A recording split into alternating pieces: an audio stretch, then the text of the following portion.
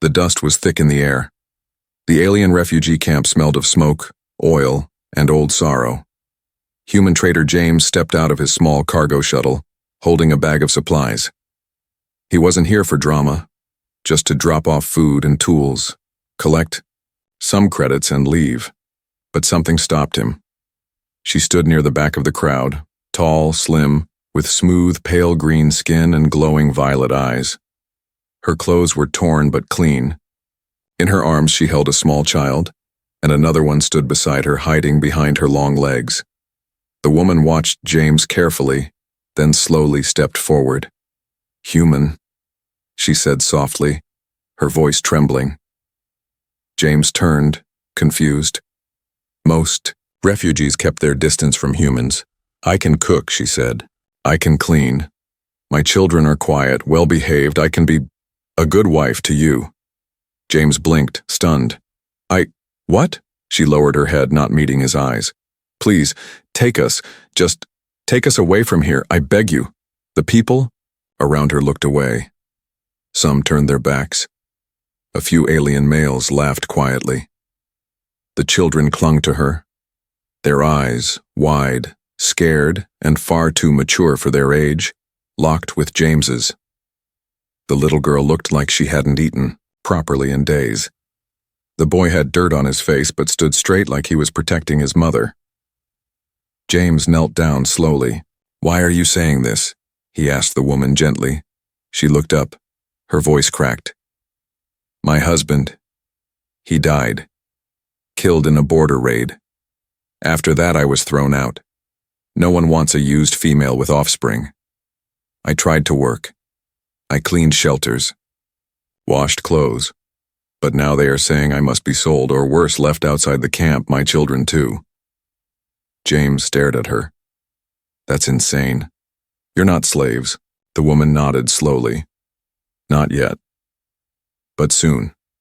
Here, those with no protector are less than animals."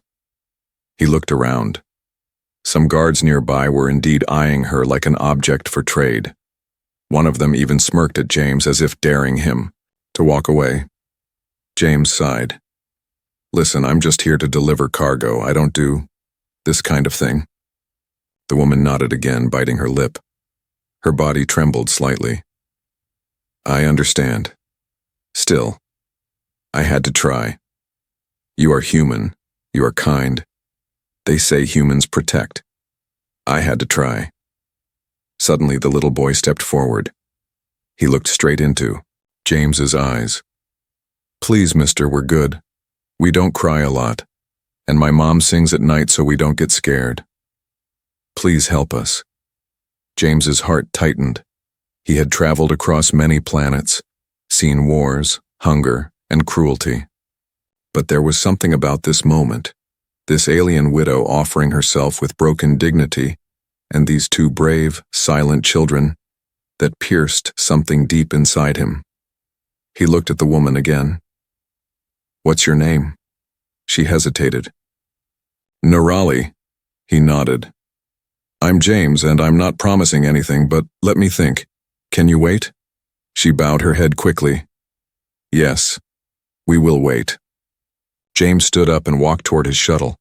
His mind raced. He wasn't a hero, he wasn't rich, but how could he walk away?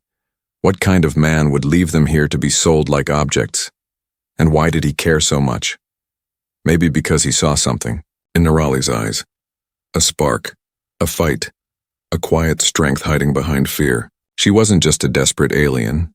She was a mother, a survivor, and she was willing to do anything, even offer herself to a stranger, just to save her children. James stopped near the door of his shuttle.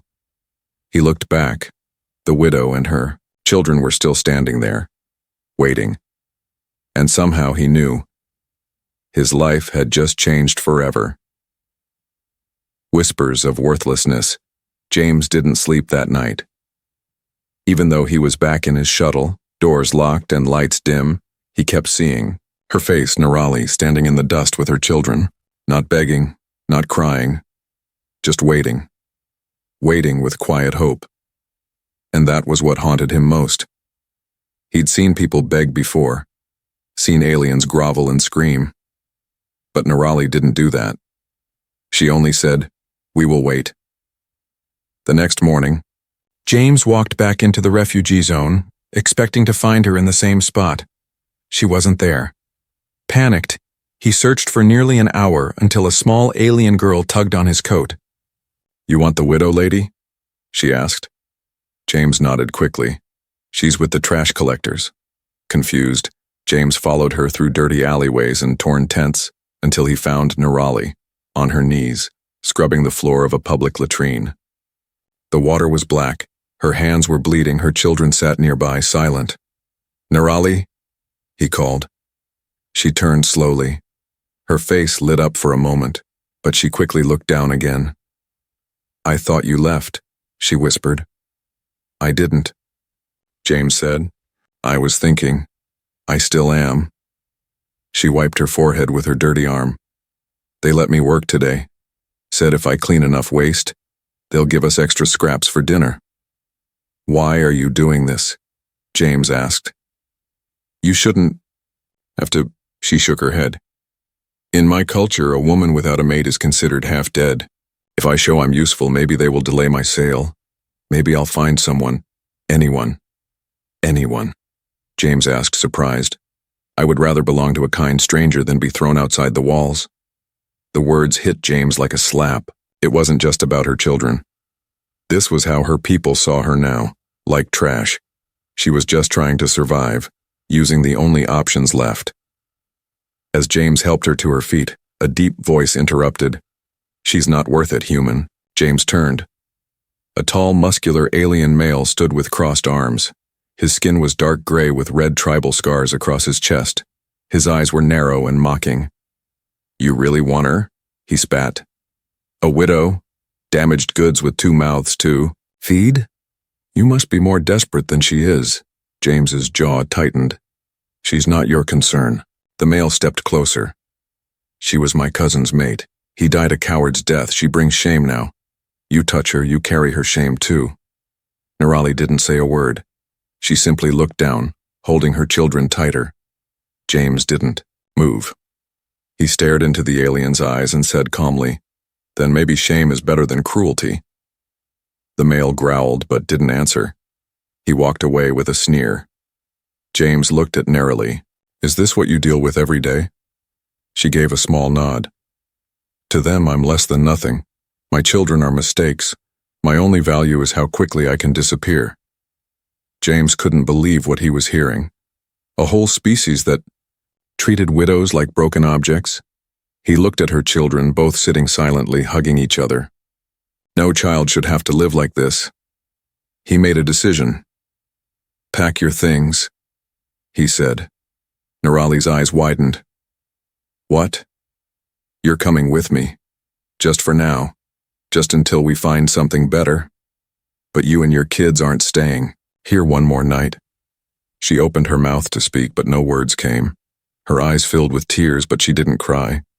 Instead, she simply whispered, "Thank you." But deep inside, even as they walked toward his shuttle, James couldn't shake the feeling that this decision was bigger than he thought. Because something told him. They were not just escaping a refugee camp. They were escaping a world that had already buried them alive. A stranger's roof, a family's silence. James didn't speak much as they walked back to his shuttle. Nerali walked behind him, quiet and unsure. Her children stayed close to her legs, not saying a word. They didn't smile. They didn't cry. They had already learned how to disappear. When the shuttle doors opened with a hiss, James stepped inside and turned. "Come in." Nerali hesitated. She looked at the floor, then at her children. Then carefully she stepped forward as if afraid the floor would vanish beneath her. The children followed, clutching her arms. Inside, the shuttle was small but clean. A narrow bunk. A small kitchen unit. 2 chairs, 1 window. To James, it was just a working vehicle. But to Nerali and her children, it looked like paradise. "You can sit," James said gently. Nerali shook her head. "Not yet. I will clean first." "You don't have to." but she had already picked up a cloth and was wiping the floor, near the door. The children stood near the wall, still not speaking. Their eyes scanned every corner of the shuttle. They looked ready to run if anything changed. James sighed. "You can relax. I'm not going to hurt you." Nirali paused. "I know. But it helps me to do something. I feel less like a burden." James didn't push. He poured water into cups and handed them over. Nirali took hers with both hands and whispered a thank you. The children sipped slowly, as if unsure it was real. Suddenly, the little girl spoke. "Are you really taking us far away?" James knelt beside her. "Yes, somewhere safer." She looked at her mother. "Can we have food tonight?" Nirali lowered her eyes, ashamed. James smiled softly. "You'll have food every night." The girl blinked. Her tiny voice replied, "Even soup?" James nodded. "Even soup." That night, after a quiet meal, James watched them as they fell asleep on a mat near the shuttle wall. Nirali held both children in her arms like a shield, as if she couldn't trust the safety yet. James stayed up, watching the stars through the window. His mission here was over. The ship was full of goods to sell on the next planet, but now he had passengers, a mother, 2 children, and no clear plan. He stared at the blinking control lights. He didn't know why he cared this much. Maybe it was their silence. Maybe it was the way Nirali looked at her children before herself, or maybe it was the way she had offered herself with dignity, even when the world called her worthless. Just before midnight, Nirali quietly stood and walked to him. "I want to say thank you again," she whispered. James shook his head. "You don't owe me anything." She paused. "I do. Not because you gave me shelter, but because you treated me like I was still alive." James didn't know how to reply. Then she said something that made his heart freeze. "I had already said goodbye to myself. I was just waiting to disappear. But now, my children smiled again today. That means I am still needed." She walked back and lay beside her children. Within minutes, she was asleep. But James couldn't sleep. Outside, beyond the safety of his shuttle, the refugee camp's whispers would travel. Someone would notice that Nirali was gone. Someone would report that a human had taken a widow and her children off-world. He had done a kind thing. But in this galaxy, kindness came with a price. And soon, someone would come looking. Bandits in the wasteland. The shuttle soared low over the barren lands of Azura 9. The sky was a dull orange, filled with thick moving dust. Jagged rocks and empty canyons stretched below like scars across the planet. James had left the refugee camp behind. He was heading toward the only friendly port on this side of the system, a mining town where humans and a few peaceful aliens traded goods. It was a place where no one asked questions. Nirali and her children sat quietly in the back, strapped into safety seats. The little girl had finally smiled that morning after James handed her a small fruit. Nirali had wiped her tears in secret. For a moment, things felt peaceful. But peace was short. James noticed it first on the radar, a small blip. Then 2 more fast-moving ground vehicles speeding through the desert, heading straight toward them. "Hold on," he said, flipping switches. "What's wrong?" Nirali asked. "Visitors. Bad ones." She understood immediately. "Bandits?" James nodded. "Looks like a raider clan. Could be after the shuttle. Or me. Or maybe they want the cargo." He didn't say the last part out loud. Or maybe they came for her. James couldn't outrun them forever. His shuttle wasn't built for air combat. It was a hauler. Low shields, weak guns, slow turning. Within minutes, 2 of the bandit buggies opened fire from below. Red plasma bolts flew past the hull, shaking the ship. "Hang on," James shouted. He pushed the shuttle low, nearly scraping the ground as he zigzagged through tall rock formations. Inside, the kids cried out. Nirali held them tightly, whispering something in her language, trying to calm them. James finally spotted it. A narrow canyon. He dove into it, hoping to lose the bandits. But only one vehicle followed. It was faster than the others. Sleek. Armed, with mounted guns. The pilot wasn't giving up. With a sharp turn, James landed the shuttle behind a large rock outcropping. He shut down the engines quickly. "We have to get out," he said. "There are children," Nirali whispered. "I know. But if we stay, they'll burn us out." James grabbed a blaster and tossed a small shock baton to Nirali. "Stay close. Don't run." She took it without question. Even the children stayed quiet. No fear. Just understanding. They had lived through worse. They exited the shuttle and ran toward a nearby cave entrance. Just in time. The bandit vehicle skidded to a stop, near the shuttle. 2 armed aliens jumped out, scanning the area. James peeked from behind a rock. 2 of them. Maybe more inside the vehicle. Nirali stayed low. She whispered, "I know that symbol. They're slavers. If they find me, they'll brand me." James clenched his jaw. "They're not taking you," he said. He moved quickly, staying low, and fired a warning shot at one of the bandits. The alien ducked, shouted, and returned fire. One blast scorched James's arm. He winced but kept firing. Then, something unexpected. A scream, not from James, from the second bandit. Nirali had moved, fast, like a shadow in the dust. She slammed the shock baton into the alien's back, knocking him down hard. The baton sparked. The alien twitched and collapsed. James shot the first bandit with a stun round. He fell face first into the sand. Breathing hard, James turned to Nirali. She stood tall, holding the baton tightly. Her eyes glowed faintly violet in the dim light. "I've had to fight before," she said. "I never wanted to, but I will, if someone tries to take my children again." James was speechless.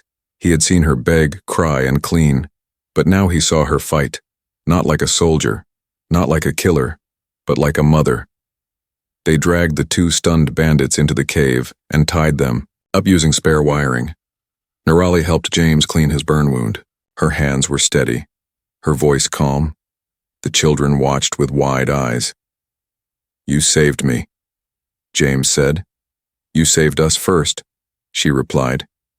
They spent the night in the cave, watching the stars from the mouth of the cavern.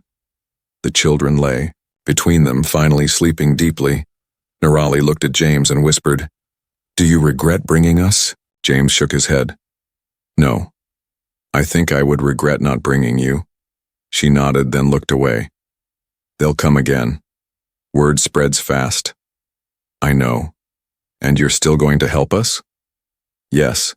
She looked at him for a long time, her eyes soft. "Why?" James didn't know how to explain it. Maybe it was guilt. Maybe something deeper. Maybe her strength reminded him of everything humans had lost in their wars. Honor, love, family. He just said, "Because someone should." That night, he didn't sleep much. Not because of fear, but because he was starting to care. Really care, and in this galaxy, that was dangerous. The paper that changed everything. The cave was still and cold.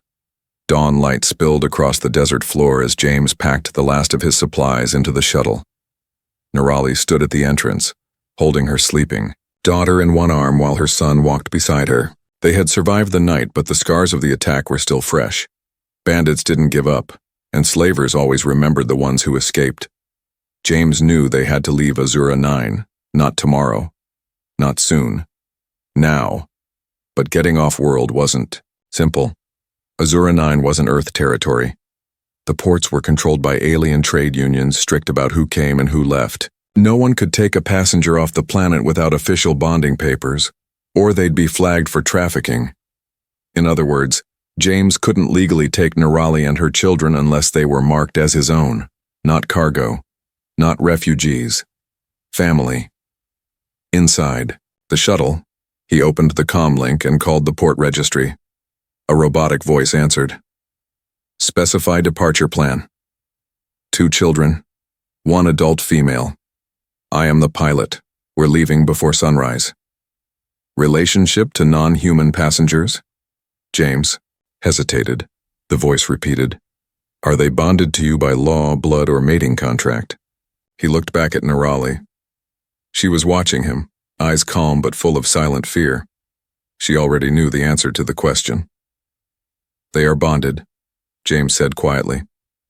"By mating contract. Upload signed form." He disconnected the call. There was no real form. Not yet. Nirali stepped forward. "You lied for us." James sighed. "It's the only way they'll let us leave without questions. We need to make the bond official. Just on paper. No one will check details. You'll be listed as my mate. Your children as dependents. After that, we're free." Nirali looked down. After a long silence, she said, "In my culture, bonding is sacred. It is not done lightly." James nodded. "I understand. This is only for safety. It's not—" "I will do it," she interrupted softly. "But not just for safety." James blinked. "What do you mean?" Nirali walked toward him, the sun now lighting her face. Her violet eyes reflected the morning gold. "You saved my children. You gave us food, shelter, and kindness when no one else would.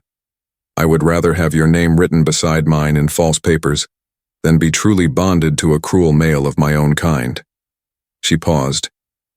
"Even if this is not a real marriage, I will honor it as one." James didn't know what to say. Nirali took the small datapad from his hands and placed her thumbprint beside his name. The registry flashed. Bond confirmed. Her children were now listed as under his protection. It was done, just like that. But something had changed in the silence between them. The air felt heavier. James stared at the screen. "We're leaving in 10 minutes. You'll be safe once we're in orbit." She didn't answer. She just sat beside her children and held them tight, whispering something he couldn't hear. As the engines powered up, James noticed something outside. A black vehicle parked on the far ridge. Watching, they were being tracked. James activated stealth mode and lifted the shuttle quietly into the sky. He didn't wait for permission. Above them, the orange planet grew smaller. Inside the shuttle, Nirali finally relaxed. Her daughter slept in her lap. Her son leaned against James's shoulder without fear. James didn't move. He just sat there, feeling the weight of something that wasn't part of the plan. He hadn't meant to bond with anyone, but now on paper and in life they were his, and he was no longer flying alone. Inspection at the border wall. The stars above shone cold and distant as James's shuttle approached the Clivon border gate, the last checkpoint before human-controlled space. Beyond that line, safety. Behind it, trouble. James kept his eyes on the screen. The border outpost floated like a giant gray ring in the dark, guarded by patrol drones and alien officers trained to spot lies. The bonded papers were legal, but barely. Any suspicion, any mistake, and they could all be dragged, back Nirali included. And James knew this time the slavers wouldn't just follow. They'd hunt. The comm lit up. "Shuttle 891 Gamma, state your purpose and passengers," James answered calmly. "Cargo run, 3 passengers, 1 bonded mate, 2 dependents." There was silence. Then, "Prepare for boarding." James looked. Back Nirali was sitting with the children, brushing her daughter's hair with calm hands, though her eyes were full of fear. Her son held tightly to a small stuffed toy James had found in an old crate. He wouldn't let go. James whispered, "Just follow my lead." The shuttle door hissed open. 2 border inspectors stepped in. Tall, 4-armed insectoid creatures with glowing blue eyes and sharp translator boxes strapped to their chests. 1 male, 1 female. The male scanned the shuttle. "You are human." "These are not." "Explain." James handed him the bond document. "They're mine. She is my mate. The children are ours." The male flicked his tongue and passed the document to the female. She studied Nirali with narrowed eyes. "You chose her?" Nirali lowered her head, her hands shaking slightly. The officer stepped forward. Too close. Strange choice. She is a widow, isn't she? Cast out from her kind, damaged. James stood. Be careful what you say, he said quietly. The officer tilted her head. Why? Because you claimed her? James looked her straight in the eye. Because she's my family, and I won't let you speak about my wife like that. The word wife hit the air like thunder. Nirali looked up, stunned. Even the children stopped moving. The officer stepped back, surprised. She wasn't used to humans talking back, especially not for aliens. The male officer broke the silence. Proceeding with DNA match test. James tensed. That's not required under standard code. The male ignored him and moved to Nirali. He held up a scanner. She flinched but nodded. The scan beeped once, showing recent bonding. The officer turned to the children. They must match her, or else. Nirali moved protectively. James interrupted. Try scanning me. You'll find I added my name to their record myself. Because I chose to protect them, like any real father would. The officers paused. Their antennae twitched. The male gave a low grumble. Finally, the female handed back the device. Fine. But if we hear reports, if we find this was fake, your ship will be seized, and all passengers returned to native law. James didn't blink. Then you won't hear anything. The officers walked out. The shuttle door hissed shut. Silence returned. James sat down and let out a slow breath. His hands were shaking. Nirali walked up to him. I'm sorry, she said quietly. They always speak like that, even to bonded females. James looked at her. You don't have to be sorry, you didn't do anything wrong. She stood still for a moment, then softly asked, Did you mean it? Mean what? When you said, wife. James looked at her, and for once he didn't avoid the truth. I don't know what this is supposed to be, but yes, in that moment, I meant it. Tears filled her eyes, but she smiled gently. She didn't say anything else. She didn't need to. Because in that small moment of truth, something changed again. Not just in James, but in all of them. The shuttle turned toward Earth territory, and this time, they were going home. James had traveled hundreds of light years in his life. He had visited starports where androids danced, fought in dead zones where nothing grew, and slept under metal roofs in more systems than he could count. But when he landed on a quiet farming moon called Leora 3, it felt different. The air here was soft. The sun was warm. And for the first time in a long while, he wasn't alone.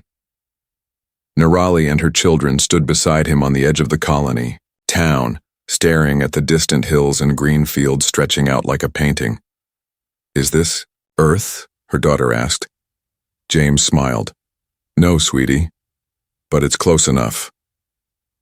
The colony was human-run, peaceful, and far from any major conflict.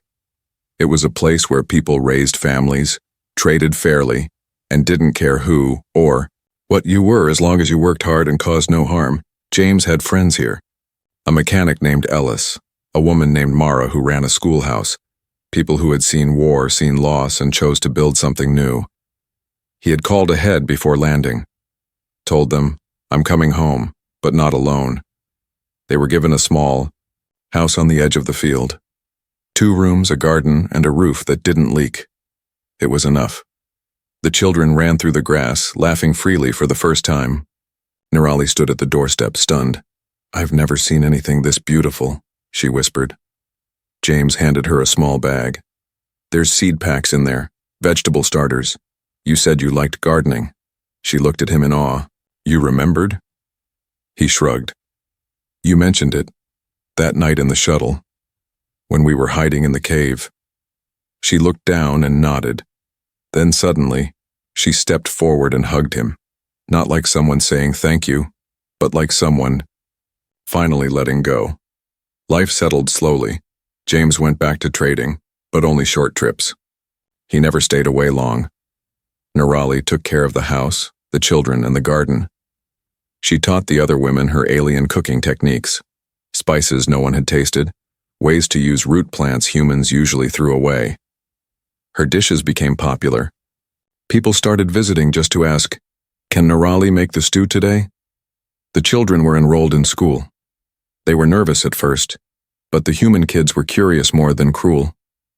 After a week, James came home to find the boy proudly holding a wooden carving. "Look, Dad, I made this in class." James paused. "Dad." That was the first time he'd said it. He didn't correct him. One evening, weeks later, as the sun dipped below the hills, James sat on the porch sharpening tools. Nirali walked out holding 2 mugs of tea. She sat beside him and handed him one. "I heard what your friend Mara said today," she began softly. "What did she say?" James asked. "That people talk, that they're wondering about us, about whether we're truly bonded." James chuckled. "Small town, big ears." She didn't laugh. Instead, she said, "You could still end this. The papers, they can be erased. You've done more than enough." "I'd understand." James turned to look at her. Nirali's eyes were calm, but there was pain behind them. She was afraid he would say yes. He set the mug down. "I don't want to erase anything," he said. She blinked. "You don't?" He shook his head. "This started as protection. I thought I was saving you. But you've saved me just as much." Nirali looked confused. "How?" "I was floating, for years. No roots, no reason to land anywhere. But now, I look forward to coming home. I have people waiting that..." "You did that." She covered her mouth, trying not to cry. "I want to make it real," James added. "Not because we have to, but because I want to." She couldn't speak. So he stood, took a small box from his pocket and opened it. Inside was a simple metal band. No diamonds, no crystals, just a circle of warmth. He held it out. "Will you choose to stay? Not as my burden, but as my wife?" Nirali took a step back, then 2 forward. Then she nodded, placed her hand in his and whispered the words she never thought she'd say again. "Yes. I choose you." The wedding wasn't big, just a gathering of friends, neighbors, and kids who threw petals into the air. Ellis brought a sound player. Mara made the cake. The priest was old and blind, but his words were kind. James and Nirali stood under a hand-built arch, her children holding on to each of them. When the vows were done, the town clapped and cheered. Some wept. Even the priest smiled. "You've made a family," he said, "and not by blood but by choice." That night James sat under the stars with his new family. The garden swayed in the breeze and laughter echoed from the house. The war, the desert, the pain, it all felt far away. Here, on this quiet moon, a widow who was once unwanted had become a wife. 2 hungry children had become part of a home, and a human who never planned to love had chosen to do exactly that.